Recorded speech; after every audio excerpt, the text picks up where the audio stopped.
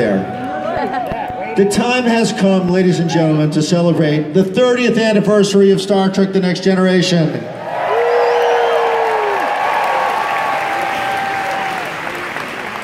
My only fondest wish would have been that Gene and Majel could have joined us for this. But they're with us in spirit.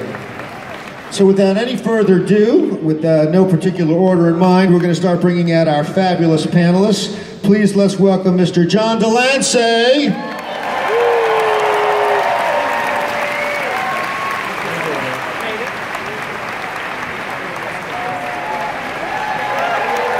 There he is. Where do you want me to sit? Anywhere. Get comfortable. All right. Looking awesome, John. Please welcome the lovely and talented Miss Denise Crosby. Fashion plate. Thank you. Beauty.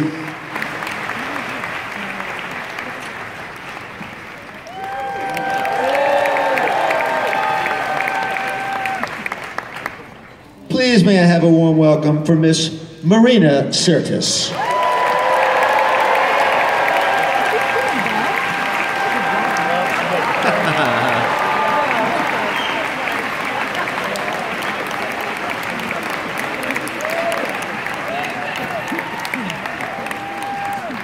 Bloody Ferengi get everywhere.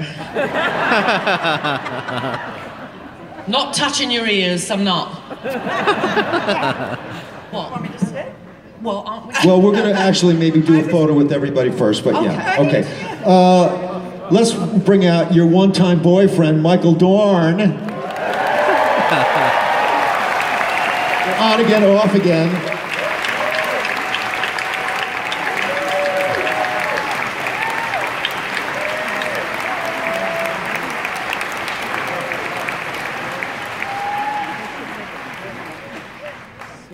Let's bring out our lovely dancing lady, Miss Gates McFadden.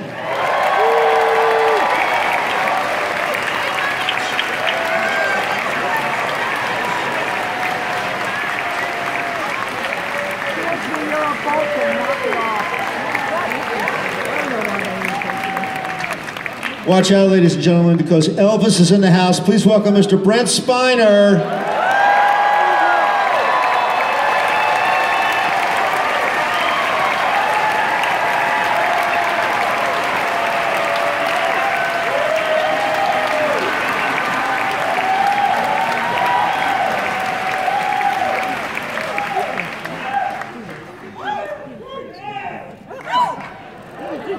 And please, ladies and gentlemen, the man who has created a national treasure in Reading Rainbow, Mr. LeVar Burton.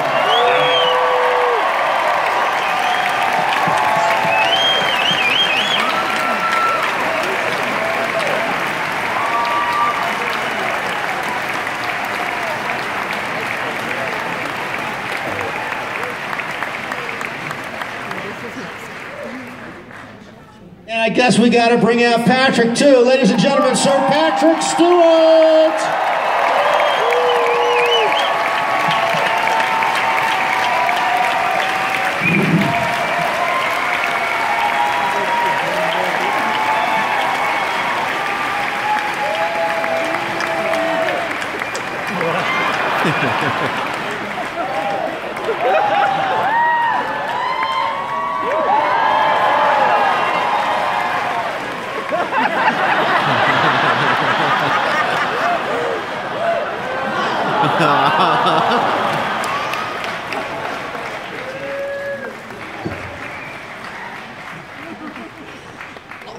Ladies and gentlemen, the cast of Star Trek The Next Generation.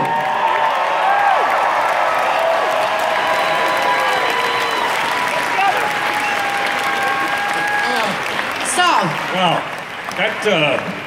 that killed about 20 minutes. Yeah. We're under a lot of pressure, people, because we declined the moderator, so we got to keep it moving. Got to keep it moving. Here we go. So, hello, everybody. Hello. Thanks for paying a vast amount of money to come and see us. It is fact. Thank you, thank you. Next question. don't we just go along the panel, let everyone know what everyone's up to right now? You all want to know that, right? Yeah, see, they all want to know. John.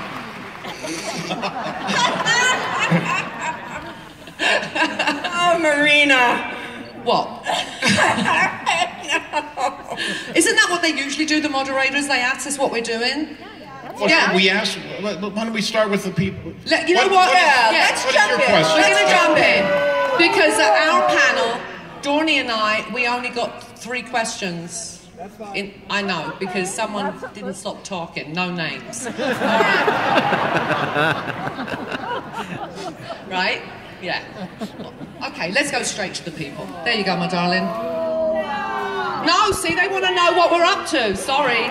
The people have spoken. We'll get there. We'll get there. You know we'll what? get there. We'll throw it in. Yeah. We'll throw it in somewhere. I've been overruled. Trust Sorry. me. Okay. Yes, love. So throughout this series, I feel like the Next Generation dealt with disability issues quite a bit. There was the episode Masterpiece Society where I believe Jordy said something like, "Why do you have the right to decide whether I have something to contribute to society?"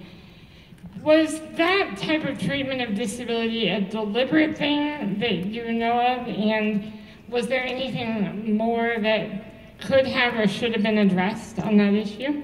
Good question. LeVar?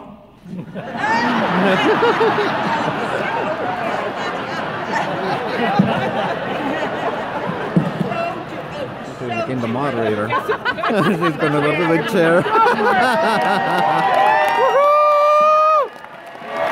Yeah. Right? Perfect.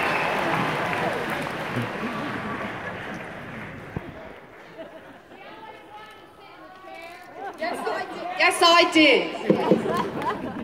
This is going very well, don't you think? To answer your question, yes, I believe it was deliberate. The expressed desire of sending a signal that in the future, one's physical limitations was just another thing that separates us that we would have overcome.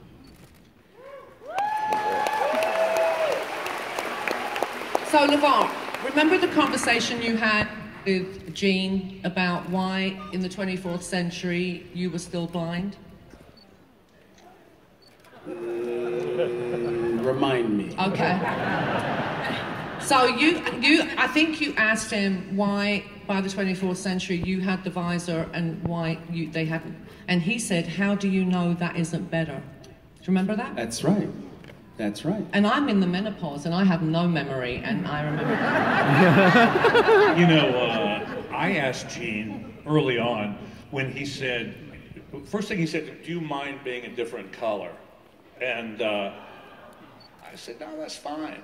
And I said, "But why would I need to do that? Why, you know, this is the 24th century, wouldn't they have, you know, been able to recreate skin and skin tones?" And he said, "What makes you think what you have wouldn't be better?" And I realized he said that about everything. Yeah. Very smart guy. He did also say, when questioned, I think on our first press gathering, he was asked, "You have a captain who has no hair, he's bald. Surely by the 24th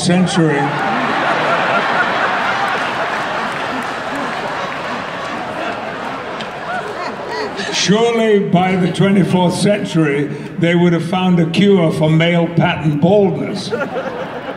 And Jean replied, "In the 24th century, no one will care."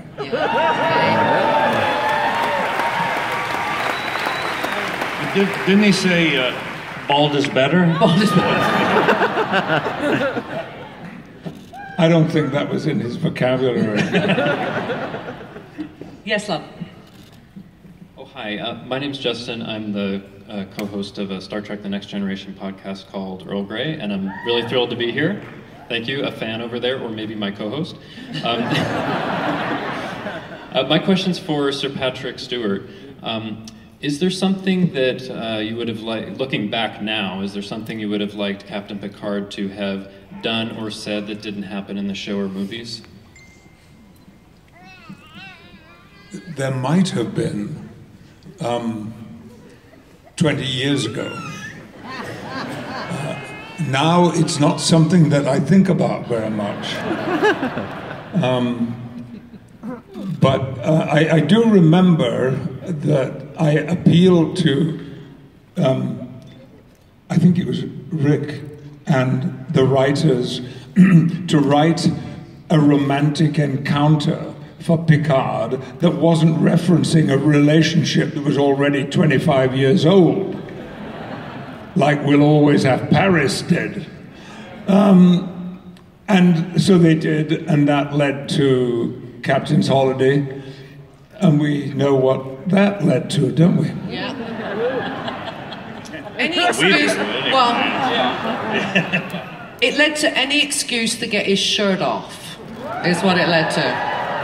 Which is kind of to this day, isn't it? You love getting your shirt off. Don't even. Because he's very old, but he's in great shape. He's in great shape. I don't say anything behind his back that I don't say to his face. Yes. Hi, we have a new series coming out for Star Trek Discovery, and I know everyone's excited about it. I'm wondering, does anybody have an interest in doing a guest role on there? And if so, what style of role would you want to do? Next question. I think that's a reasonable question. I was joking. Yeah. Next question.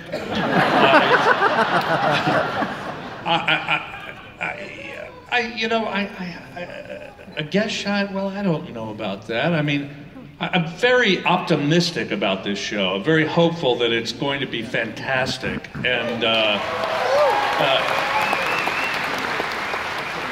I hope it continues this wonderful, epic journey that Star Trek has been on. And I feel it probably will. I don't know that I need to be a part of it necessarily, but I encourage them and hope for the best. Amen. Is the new series set in the future, if we take Next Generation as being the present, or is it set in the past? Past. So it's a prequel. You would have to have hair.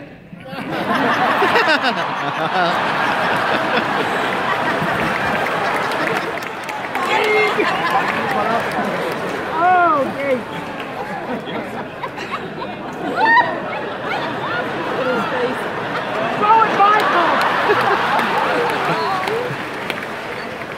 Next question. A little bit of a combo. A few of you have had the opportunity to meet Patrick, and many of you haven't. So I would like to introduce him now.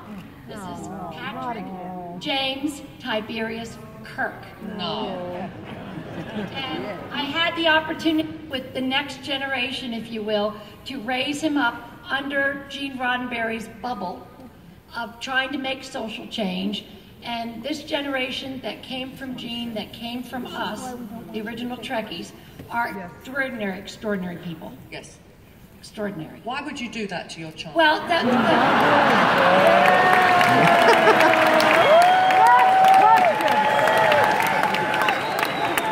actually, I was gonna have that conversation with you perhaps later, but I would like to set up maybe some counseling for him because I mean, sure he needs it. Oh yeah, right. I mean, until he in high school, he tried to pretend that he wasn't named after the two starship captains, and it embarrassed him. And of course, I told everyone. But then he started to see Star Trek and the Trouble Patrols, and he started to come to these events, and it's like, okay, I can't keep me away from you people now.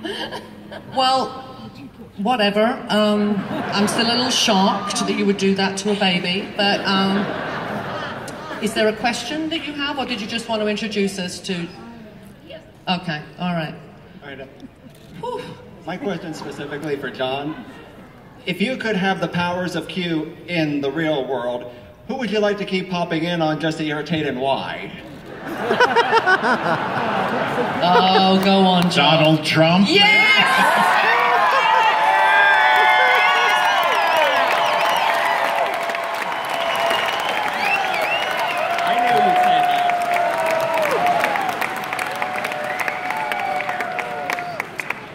I feel better now. I just want to say it's a pleasure to be up here. I've been watching y'all for years, and it's the greatest ensemble in TV history. Thank you. Thank you very much. And, boy, you're awesome. You're down to earth. You're cool. Everyone is cool. My question is for Patrick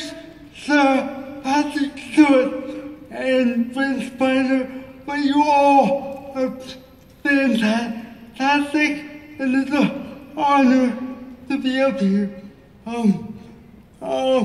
Mr.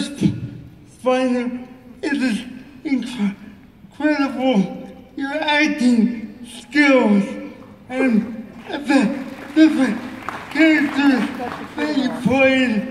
How in the heck did you find this in yourself to do it with all the hours that you all put in? And the same for you, Sir Patrick. Well, thank you, by the way. Thanks so much. Yeah. And thanks for saying that we're cool. Can't really speak for everyone here, but I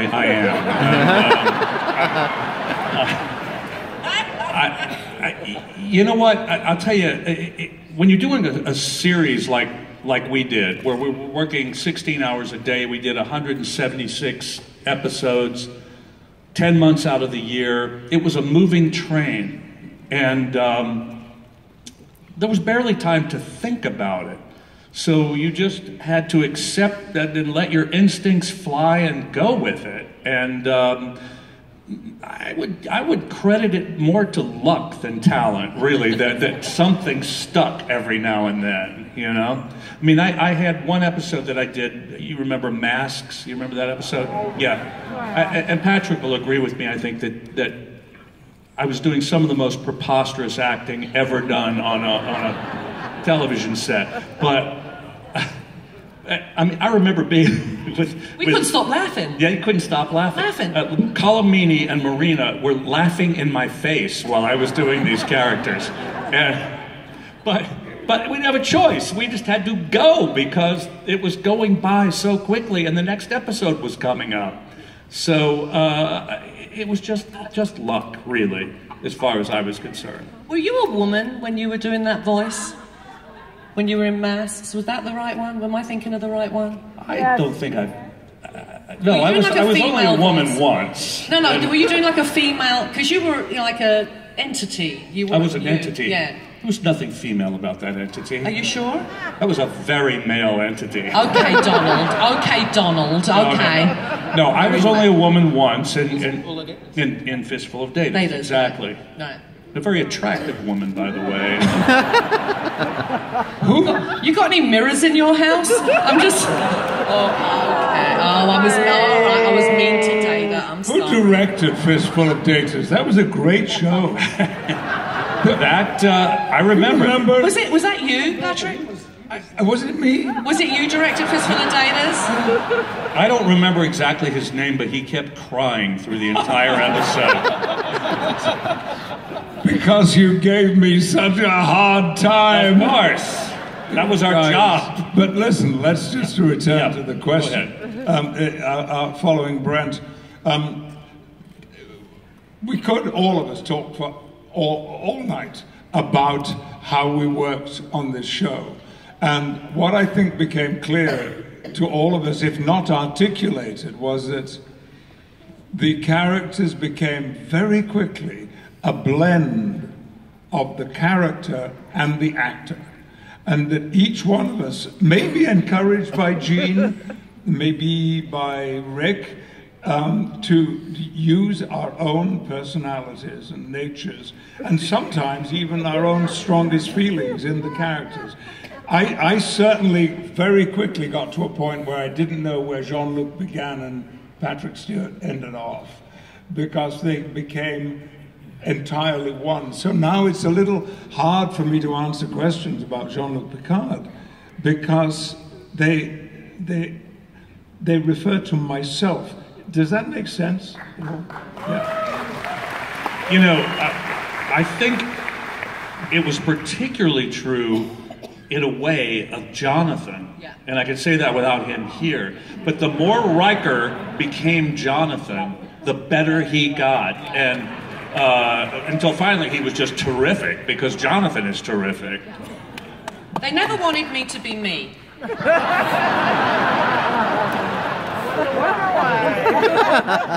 I never got that. I was like, why can't I be me? First contact bar scene. That was me. First contact bar scene, that was me. Yeah.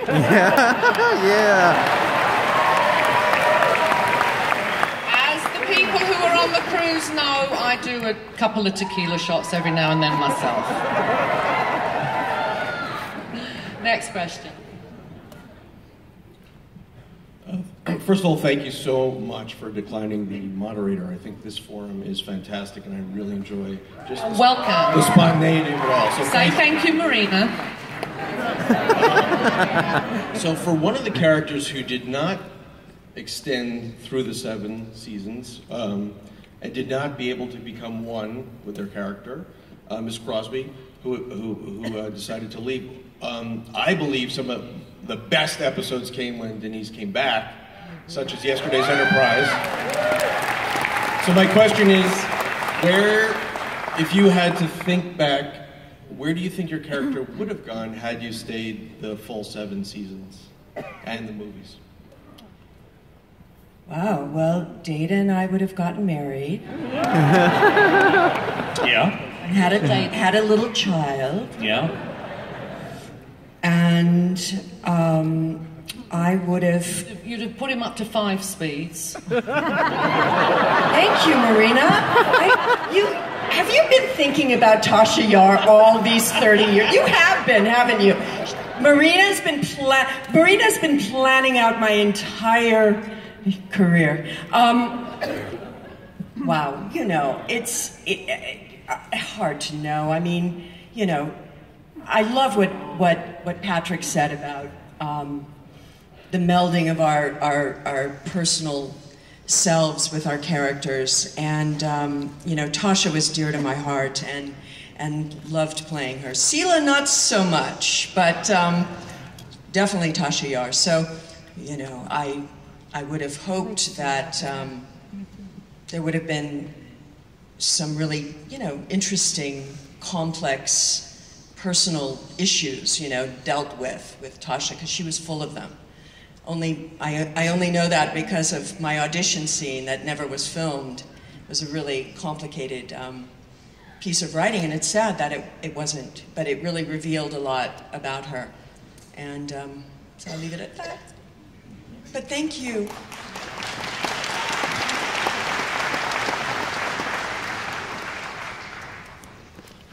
Hello, everyone.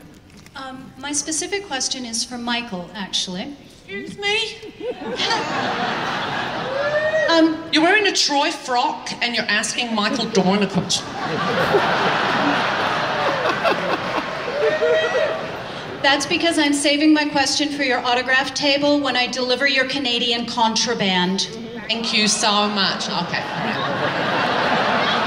Michael, this lovely lady has a question for you.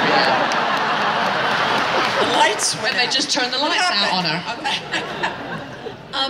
The chemistry between you is very obvious, even to us out here who only see you in your public faces and what you allow us to see.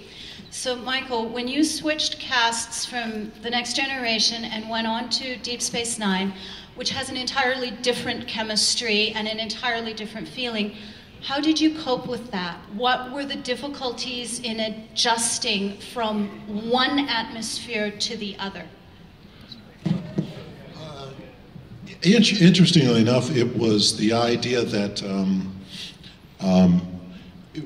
and Patrick said this many years ago, was that it was difficult not to have fun and work at the same time.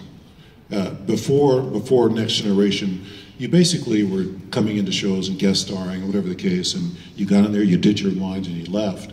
But you never did realize you could have so much fun and do really good work at the same time. I mean, like a lot of fun. And so when I went over there, I missed that fun part. You're talking about some really wonderful actors over there. I mean, these are guys that are well known, basically. And so it wasn't about that, but there was the fun kind of thing that was missing. And I really wanted that. And so after about 6 months, they kind of loosened up. Because I would just, I mean, if I couldn't have fun with them, I had fun with the crew because we knew the crew. And the crew loved it too because finally somebody came over that they could actually like laugh with. But these were all great people. I mean, there wasn't a problem with that, but it just wasn't that feeling on the set. And I really missed that. And so they kind of got that. And it changed over the years, and it became a lot more relaxed than it was. I mean, when I got over there, you walk on the set and I go, "Hi, how you doing?" You know, and "Yes, Michael, could you go over there, please?" I'm going, I mean, I make the joke over and over again, but it's true. It felt like that Monty Python where you walk in and you go, "Hi, everybody, hi, I'm here, let's go." And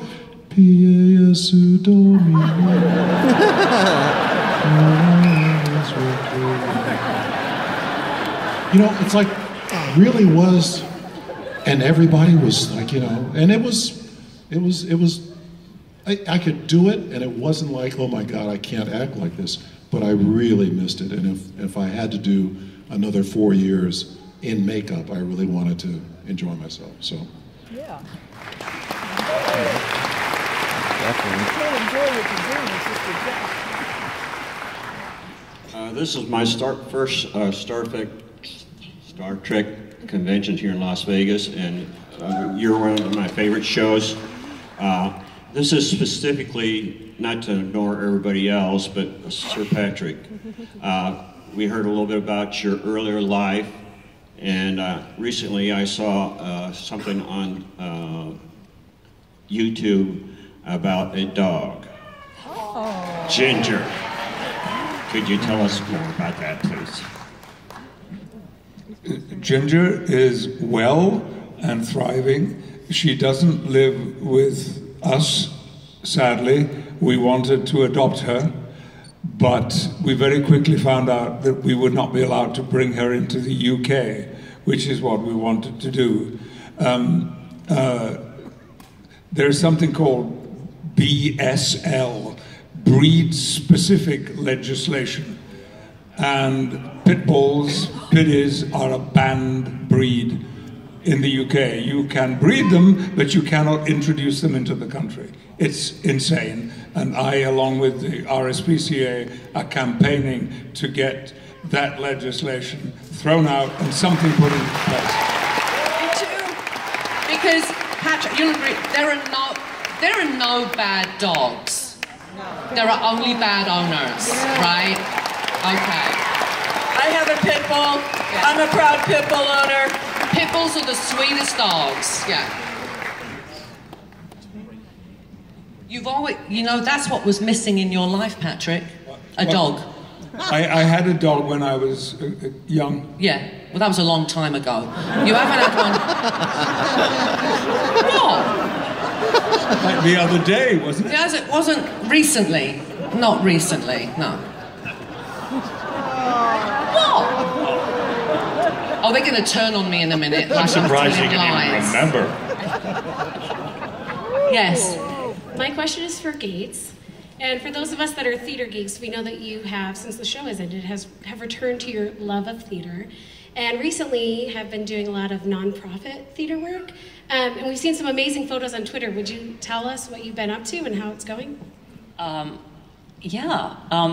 just did, actually a week ago, we did a festival of classical and also new music that was written and commissioned for a festival in France. We have a new non-profit that is Franco-American called Cricket Projet Production, Cricket Productions.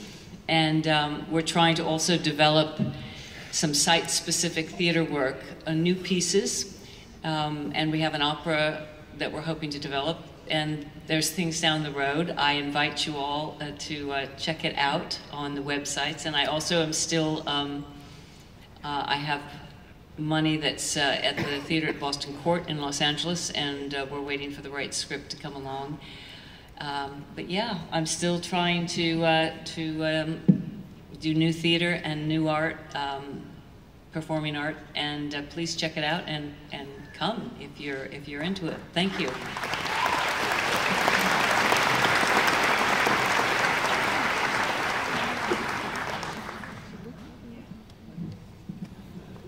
Hi everyone. This is my first convention.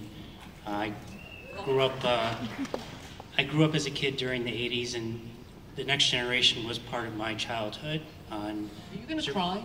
I'm sorry? Are you going to cry? I'm nervous, actually. Oh, all right. This is my first time. Please don't cry.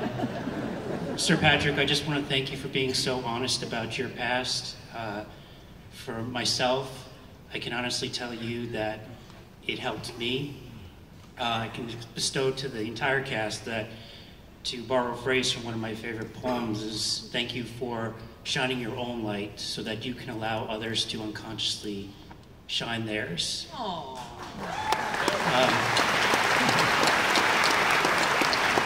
My question is for Brent and Gates, and it's specifically, one of my favorite episodes was the episode where Data had created a daughter, and there was one particular scene that I think epitomizes the family the theme of family that I keep hearing about.